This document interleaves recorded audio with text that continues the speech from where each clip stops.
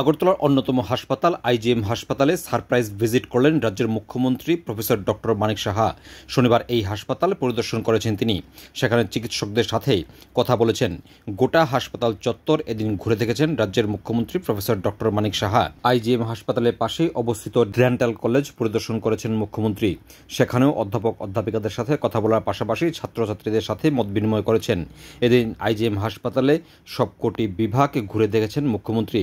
সেখানে যে সমস্ত সমস্যাগুলো রয়েছে সে সমস্ত সমস্যাগুলো নিরসনের জন্য ইতিমধ্যে আধিকারিকদের সাথে কথা বলেছেন, পরামর্শ দিয়েছেন অতি সত্বর এই সমস্যাগুলো সমাধানের জন্য। তবে আইজিএম হাসপাতালের পরিষেবা আগে থেকে অনেকটাই ভালো হয়েছে বলে মন্তব্য করেছেন মুখ্যমন্ত্রী।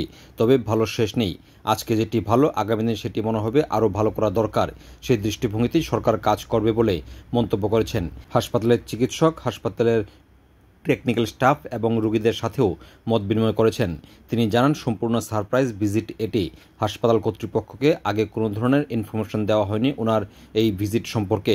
তবে এই ধরনের কর্মসূচি আগামী দিনেও জারি থাকবে, যার মাধ্যমে স্বাস্থ্য পরিষেবার বিভিন্ন মানগুলো তিনি সরজমিনে দেখার পাশাপাশি সংশোধন করার আশ্বাস দিয়েছেন। এদিন এখানে তো প্রচুর লোড আছে। আইজিএম হসপিটালে তো একদম আগরতলার কেন্দ্রে অবস্থিত, বহু পুরনো হসপিটাল। তো এই লোডের মধ্যে যেভাবে ডাক্তারবাবুরা এবং যারা স্বাস্থ্যকর্মীরা আছে যেভাবে পরিষেবা দিচ্ছে, আমার মনে হয় না যে খুব বিষয়টা খারাপ আমরা দিচ্ছি। তবু কিছু কিছু জায়গায় আমি দেখলাম, বিশেষ করে যেখানে পরিষ্কার পরিচ্ছন্নতার বিষয় আছে, লোড বেশি থাকলে পরিষ্কার পরিচ্ছন্নতা একটু সমস্যা হয়। যারা পেশেন্ট পার্টির সাথেও আসে তাদেরও পরিষ্কার পরিচ্ছন্নতার উপরে অনেকেই সচেতনতা থাকে না।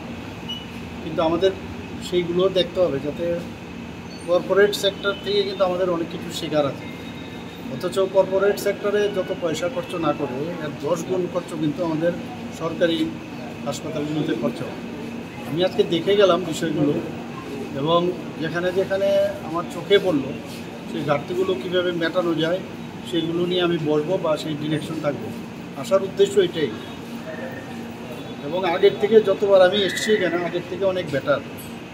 মানে এখানে সুপারিনটেন্ডেন্ট ডাক্তারবাবু আছেন, উনিও দেখলাম অনেক বেশি অ্যাক্টিভ। বসা টসার বিষয়ে আমি বললাম, এবং পরিষেবার তো অন্তহীন। যত পরিষেবা মানে আজকে যেটা মনে হচ্ছে যে ঠিক আছে, কালকেও হয়তো দেখা যাবে যে কম, কিন্তু আমরা অ্যাট পার দেওয়ার একটা চেষ্টা আমরা করছি। আমরা আগেও আইজিএম হসপিটাল আমরা দেখেছি, এখনের আইজিএম হসপিটালও দেখেছি। ডেন্টাল কলেজেও গেলাম, সেখানেও কী অবস্থা আছে, সবাই টাইমলি আসে কিনা সেই বিষয়গুলো দেখলাম। কী পেশেন্ট, কী ধরনের পেশেন্ট আসে। তো আসলে একটা সুবিধা হয়, অনেকে অ্যালার্ট থাকে। স্বাস্থ্যমন্ত্রী, মুখ্যমন্ত্রী এসছে এবং without giving any information I have come to. এটা একটা সুবিধে আর কি।